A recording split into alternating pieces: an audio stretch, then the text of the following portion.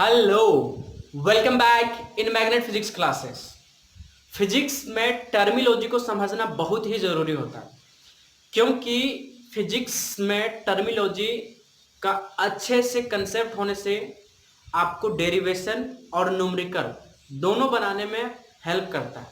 इसीलिए हम चाहते हैं कि आप यहाँ टर्मिनोलॉजी सीखें। आज के क्लास में अच्छे अच्छे कंसेप्ट के साथ आपको बताया जाएगा एग्जाम्पल के साथ। ठीक है, समझने का प्रयास कीजिए और मजा आएगा क्लास। देखिए, आज हम लोग सीखेंगे इलेक्ट्रिक डायपोल मोमेंट। लैंग्वेज कोई ज्यादा फर्क नहीं पड़ेगा, लैंग्वेज आपके हम नोट्स के लिए ही दे रहे हैं, सिर्फ लैंग्वेज पे फर्क टेंशन मत लीजिए, कंसेप्ट समझिए। ये लैंग्वेज आपको लिख दें ताकि आप नोट्स बना सके। ठीक है, चलिए देखिए, सबसे पहले क्या है इलेक्ट्रिक डायपोल।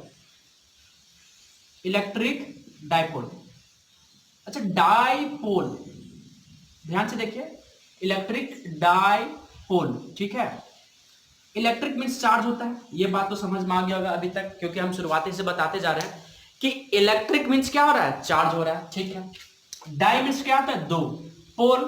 तो पोल जो है आप देखे होंगे, पोल हम लोग जनरली बात करते हैं कि वो इलेक्ट्रिक करंट वाला पोल, लेकिन वो यहाँ पोल नहीं है। हम लोग यहाँ जो पोल की बात कर रहे हैं वो है चार्ज का पोल। तो इलेक्ट्रिक डायपोल से आप इसका वर्ड को आप तोड़ेंगे तो क्लियर हो गया कि इलेक्ट्रिक मींस चार्ज, डाई मतलब दो, पोल तो चार्ज का दो पोल होना चाहिए, मतलब दो चार्ज होना चाहिए। अब ये दो चार्ज को कैसे डिफाइन किया है इलेक्ट्रिक डायपोल के लिए, वो देखिए कि अगर दो चार्ज को इक्वल एंड अपोजिट साइन, क्या बोले हम लोग, इक्वल एंड अपोजिट साइन वाले चार्ज को अगर सेपरेट कर देते हैं स्मॉल डिस्टेंस से, सेपरेट मतलब दूर में रखते हैं, आज थोड़ा सा दूर में है ना, तो इलेक्ट्रिक डायपोल बन जाता है। अगर इलेक्ट्रिक डायपोल अगर हमको बनाना है, ठीक है, क्या बनाना है हमको, इलेक्ट्रिक डायपोल, तो हमको क्या चाहिए होगा कि दो इक्वल एंड अपोजिट चार्जेस चाहिए होगा, और उसको हम लोग क्या करेंगे, सेपरेट डिस्टेंस पे कुछ दूरी पे रख देंगे। तो इलेक्ट्रिक मींस क्या हो गया, चार्ज, डाई मतलब दो, पोल का हमको जो रखना है चार्ज ही पोल आपका बन रहा है।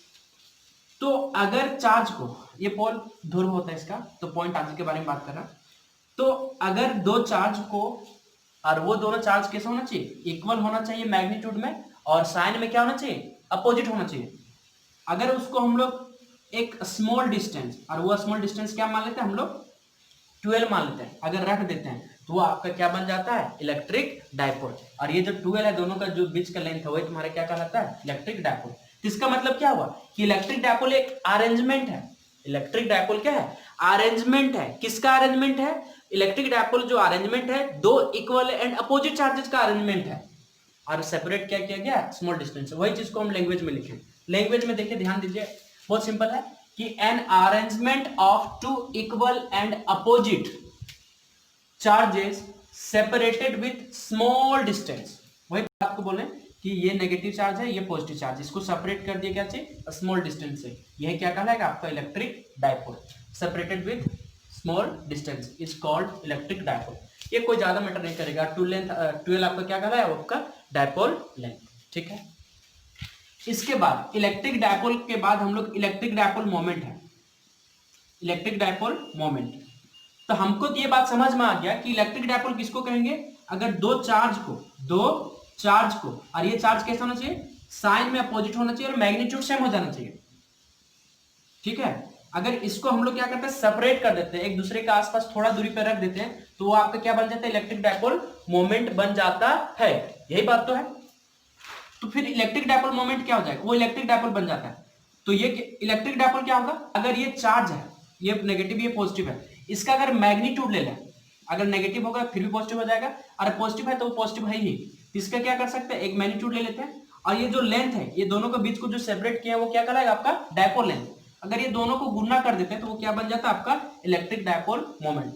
बहुत सिंपल था। क्या था कि अगर आपका इलेक्ट्रिक डायपोल मोमेंट को कैसे डिनोट करते हैं, स्मॉल पी से। ठीक है, अगर हम लोग डायपोल लेंथ आपका क्या 12 है, और डायपोल क्या है, दो इक्वल एंड अपोजिट चार्जेस का एक सेपरेट किया गया स्मॉल डिस्टेंस पे, अगर हम लोग उसको रख देते हैं और उसको गुना कर देते हैं, किससे, मैग्नीट्यूड ले लेते हैं कोई भी चार्जेस एक का, और दोनों का डायपोल लेते हैं, तो वही क्या कहा जाएगा, आपका इलेक्ट्रिक डायपोल मोमेंट। तो यहाँ क्या बोलेंगे, थोड़ा तो देखिए, तो ट्रांसलेट कीजिए जो हम बात को बोले वहां, कि the magnitude of either charges, either मतलब कोई भी एक चार्जेस, या तो ये चार्ज या तो ये charge, the magnitude of either charges, ठीक है। और दूसरा क्या है, डायपोल लेंथ। इसको अच्छे से डेफिनेशन में फ्रेम करते हैं, क्या है बोलिए, the product of magnitude of either charges and dipole length is called electric dipole moment.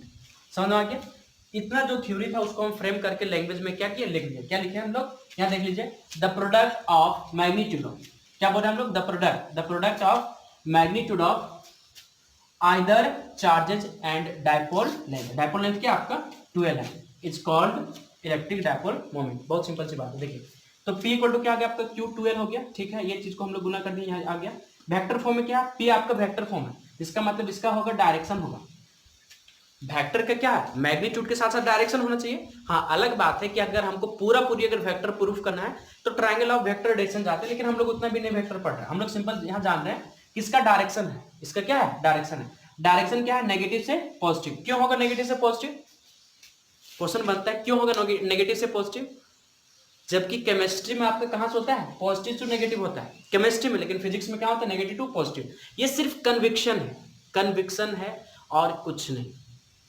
एच.सी. Verma हो, एनसीईआरटी हो या फिर कोई अदर बुक हो, सब में कोई इसके बारे में नहीं लिखा, सीधा लिख दिया कि कन्विक्शन है। कहां से, कि हम लोग को जो डायरेक्शन लिए चार्ज पे, कहां से, नेगेटिव से पॉजिटिव, इसका कोई और नहीं। देखिए तो प्रोडक्ट ले लिए, पी को क्या ट्यूब किया, तो डायरेक्शन हम लोग दे दिए, ठीक है।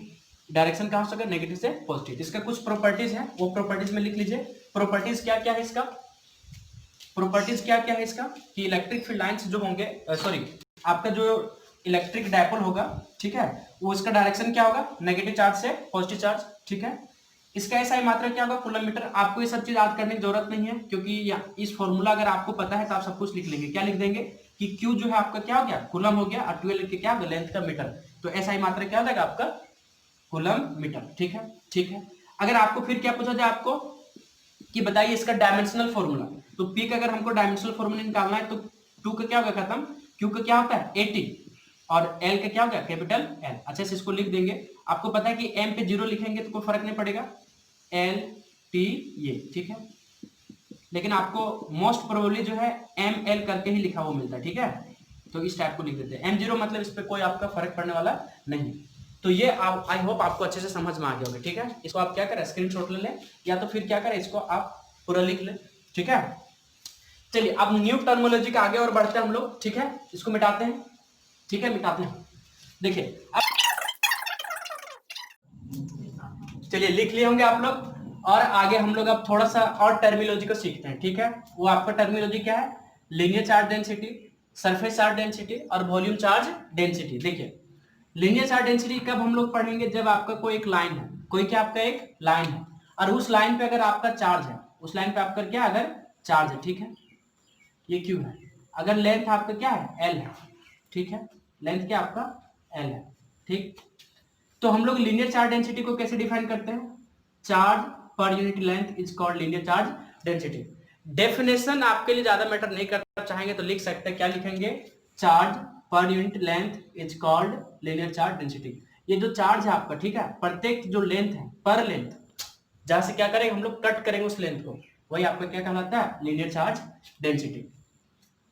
इसको आगे यूज करेंगे। एप्लीकेशन क्या होगा इसका, अगर आपको पता है कि जहां चार्ज होते हैं इलेक्ट्रिक फील्ड होगा, वहां जहां चार्ज उसके आसपास क्या होगा, इलेक्ट्रिक फील्ड होगा। तो अब जो चार्ज लाइन पे है तो लाइन के कारण इलेक्ट्रिक फील्ड होगा, तो हम लोग डेरिवेशन इसी का आएगा, ठीक है। इसमें दो डेरिवेशन आएगा, इलेक्ट्रिक फील्ड निकालने बोलेगा लाइन चार्जेस के कारण, दूसरा जो आपको निकालने बोलेगा वो बोलेगा इलेक्ट्रिक पोटेंशियल। अच्छे से सीखेंगे, कोई दिक्कत होने वाली बात नहीं है। देखिए इसका कुछ और ऑब्जेक्टिव टाइप का क्वेश्चन कैसे पूछ सकता है आपके बोर्ड में, कि ये चार्ज है, इसको क्या लिख सकते हैं, इसका ऐसा यूनिट क्या होता है कूलम, और लेंथ का क्या हो गया मीटर, इसका ऐसा यूनिट क्या हो गया कूलम पर मीटर, ठीक है। दूसरी बात इसका क्या है आपका डायमेंशनल फॉर्मूला। डायमेंशनल फॉर्मूला आपको निकालने सीख चुके होंगे कि क्यू का क्या होगा, बोलिए क्यू का क्या होगा आपका 80, ठीक है, और आपका लेंथ के लिए क्या हो गया एल, ठीक है। इसको अच्छे से अरेंज करेंगे, क्या हो जाएगा आपका एल ऊपर जाएगा तो माइनस में, ठीक है, टी को पहले लिखेंगे, ये हो गया, ठीक है। लेकिन आपको मोस्ट प्रोबेबली जो आपको मिलेगा मैक्सिमम जगह वो ये मिलेगा कि एम को लिखा हुआ, क्योंकि एम जो आपका है अगर 0 दे दिया इसका मतलब इसका डायमेंशनल फॉर्मूला क्या है, वो आपका खत्म है, डायमेंशन आपका क्या है 0, ठीक है। तो लैम्बडा की हो गया डायमेंशनल फॉर्मूला, बहुत सिंपल है, charge per unit length is called linear charge density, और बाकी के चीजों जो है हम लोग उसके अकॉर्डिंग क्या करेंगे, एसआई यूनिट और डायमेंशनल फॉर्मूला निकालेंगे। अगर ये आपको समझ में आ गया होगा तो ये दोनों कोई बड़ी बात नहीं है। सरफेस चार्ज डेंसिटी क्या है कि अगर चार्ज आपका किस पे, एक सरफेस एरिया पे है, सरफेस एरिया पे है, एरिया है, ठीक है, और इस पे आपका टोटल चार्ज क्या है, क्यू है, तो हम लोग जो सिग्मा है इसको क्या पढ़ते हैं, सिग्मा। सिग्मा जो आपका क्या होगा कि charge per unit surface area is called surface charge density. Language तो कोई बहुत बड़ी बात नहीं, लेकिन इसका कंसेप्ट यही है, ठीक है।